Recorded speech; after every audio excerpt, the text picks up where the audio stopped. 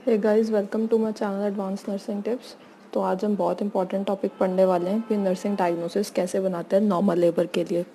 तो normal labour के ऊपर भी स्टेज वाइज सारी वीडियोस बनाई है मैंने, उनको भी पहले ज़रूर पढ़िएगा, उसके बाद नर्सिंग डायग्नोसिस को पढ़िएगा। किस प्रॉब्लम से सफ़र करती है वुमेन जब वो लेबर पेन्स में होती है, उनको देखते हैं, उसी के अकॉर्डिंग हम आगे डायग्नोसिस बनाएंगे। तो सबसे पहले आता है पेन। पेन तो सबसे मेजर है, जो सारी स्टेजेस में आएगी हमारी लेबर में। फर्स्ट स्टेज में जब सर्विकल डायलेशन होती है तब भी मदर को पेन हो रही होती है। फिर सेकंड स्टेज में जब एक्सपल्शन होता है बेबी का तब भी पेन में होती है। थर्ड स्टेज पे जब प्लेसेंटल एक्सपल्जन होती है तब भी। तो पेन सबसे मेजर के बाद आता है एंजाइटी। एंजाइटी होगी मदर को, किस रिलेटेड एंजाइटी हो सकती है? हॉस्पिटलाइजेशन के लिए, हॉस्पिटल में एडमिट हुई है, बर्थ प्रोसेस के लिए भी बेबी नॉर्मल डिलीवर हो जाएगा, कोई कॉम्प्लिकेशन नहीं आएगी, तो उसके रिलेटेड एंजाइटी होगी इसको। देन थर्ड पे आता है रिस्क फॉर इंजरी। रिस्क होगा इंजरी होने का, अगर कोई फोर्सेप यूज़ हो रही है डिलीवरी के टाइम तो तब कोई इंजरी ना हो जाए। तो किसी भी टाइप की इंजरी होने का रिस्क होता है, तो वो थर्ड डायग्नोस बनेगा हमारा। इंजरी के बाद आता है रिस्क फॉर इन्फेक्शन। इन्फेक्शन कैसे कैसे हो सकता है? अगर उसकी अच्छी वहाँ पे पेरिनियल केयर नहीं मेंटेन की गई, ठीक है, हाइजीन नहीं प्रॉपर मेंटेन है जहाँ पे उसका एडमिशन हुआ है, यूटीआई हो गया पेशेंट को, और अर्ली रप्चर हो गया मेम्ब्रेन का, तो रिस्क होने के बहुत सारे कॉजेज होते हैं। उसके बाद आता है deficient fluid volume. Fluid volume क्यों डिक्रीज हो जाए? क्योंकि इनएडिक्वेट हाइड्रेशन है उसकी, लेबर के टाइम में कम इनटेक ले रही है फ्लूइड का जब लेबर पेन्स में है, रिड्यूस इनटेक है और एक्सेसिव लॉस हो रहा है बॉडी फ्लूइड्स का, तब डेफिशिएंट फ्लूइड वॉल्यूम है। डेफिशिएंट फ्लूइड वॉल्यूम के बाद है ineffective coping individual. Ineffective coping क्यों हो सकती है फीमेल की? जब उसकी अगर प्रीवियस डिलीवरी है, जो अगर मतलब मल्टी ग्रेविड मदर है, वो इफ़ेक्टिव नहीं थी, या फिर प्राइमरी ग्रेविड है, उसको पता नहीं है क्या क्या स्टेजेस आएंगी, क्या क्या कॉम्प्लिकेशंस हो सकती हैं, और कितनी एक्सट्रीम स्ट्रॉन्ग होंगी, क्या उनकी स्ट्रेंथ होगी लेबर पेन्स की, मतलब सिचुएशन के साथ कोप नहीं कर पा रही है फीमेल, तो ये नॉर्मल लेबर में एक डायग्नोस बन सकता है हमारा। लास्ट बनता है डेफिशिएंट नॉलेज। ये हमारा हमेशा लास्ट रहता है कि उसको नॉलेज नहीं अप्रोप्रिएट, क्या क्या सबसे पहला बनेगा हमारा पेन का।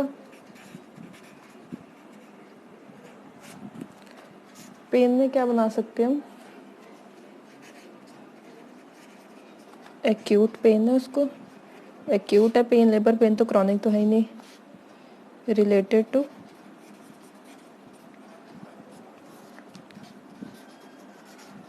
फिजियोलॉजिकल रिस्पॉन्स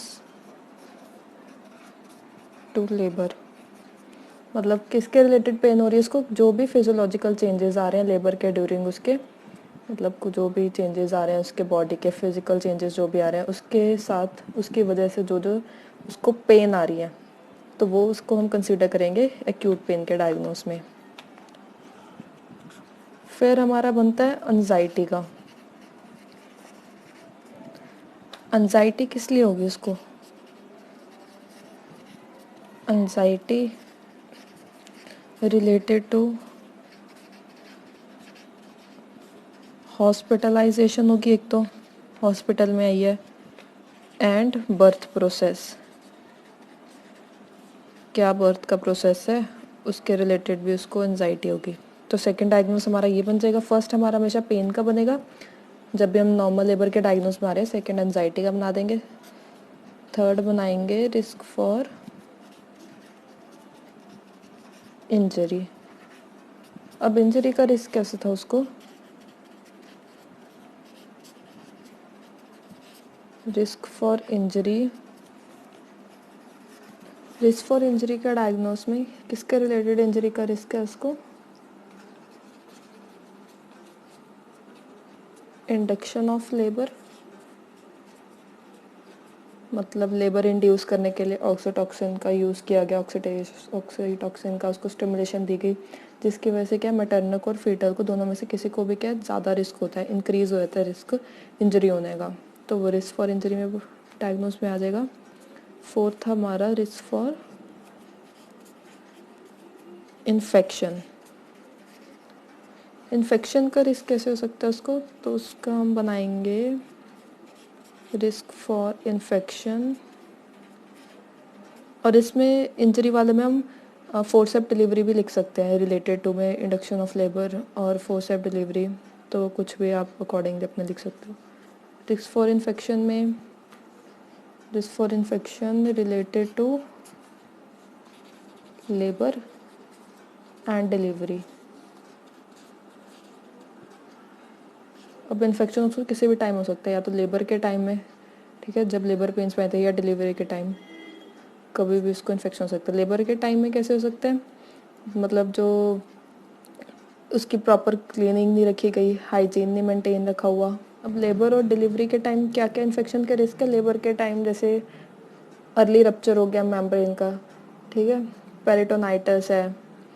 और डिलीवरी के टाइम क्या हो सकता है, जैसे एसेप्टिक टेक्निक्स का यूज़ नहीं किया गया, प्रॉपर हाइजीन नहीं मेंटेन की, ठीक है, जो इंस्ट्रूमेंट्स है वो प्रॉपरली क्लीन नहीं है, और जो सर्विसेज दी जा रही हैं वो अप्रोप्रिएट नहीं है। तो इसके ड्यूरिंग क्या है, ज़्यादा इन्फेक्शन का रिस्क है मदर को। उसके बाद बनेगा डेफिशिएंट फ्लूइड वॉल्यूम का डायग्नोस। तो फ्लूइड वॉल्यूम डेफिशिएंट का डायग्नोस कैसे बनाएंगे हम।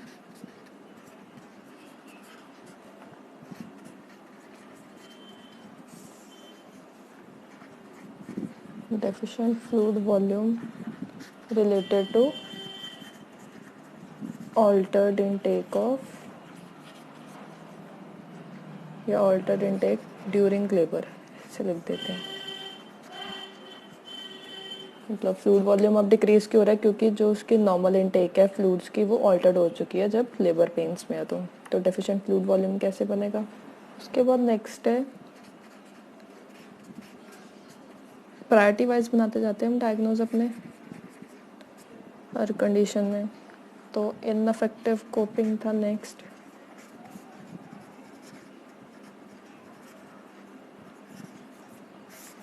इनफेक्टिव कोपिंग इंडिविजुअल मतलब क्या, प्रॉपरली कोप नहीं कर पा रही सिचुएशन के साथ।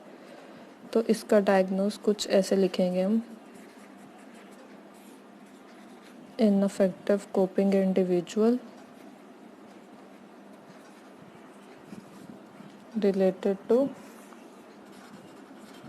Labour and delivery. तो मतलब कोप नहीं कर पा रही है लेबर स्टेजेस के साथ और डिलीवरी सिचुएशन के साथ। तो इनफेक्टिव कोपिंग इंडिविजुअल का ये डायग्नोज बनेगा। उसके बाद लास्ट बनेगा हमारा डेफिशिएंट नॉलेज।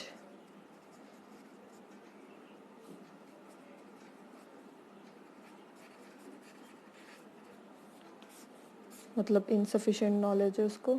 अब किस रिलेटेड डेफिशिएंट नॉलेज हो सकती है लेबर के टाइम मदर को, तो उसका डायग्नोस बनाएंगे हम, डेफिशिएंट नॉलेज रिलेटेड टू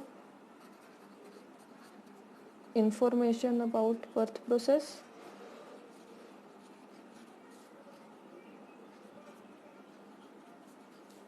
एक तो ये बन गया हमारा कि मतलब उसको नॉलेज नहीं है कोई, क्या क्या बर्थ प्रोसेस होता है, मतलब प्राइमरी ग्रेविडा मदर है तो उसमें ज़्यादा ये चांसेस होंगे। और डेफिशिएंट नॉलेज में एक और बना सकते हैं हम, वो क्या लिख सकते हैं, डेफिशिएंट नॉलेज रिलेटेड टू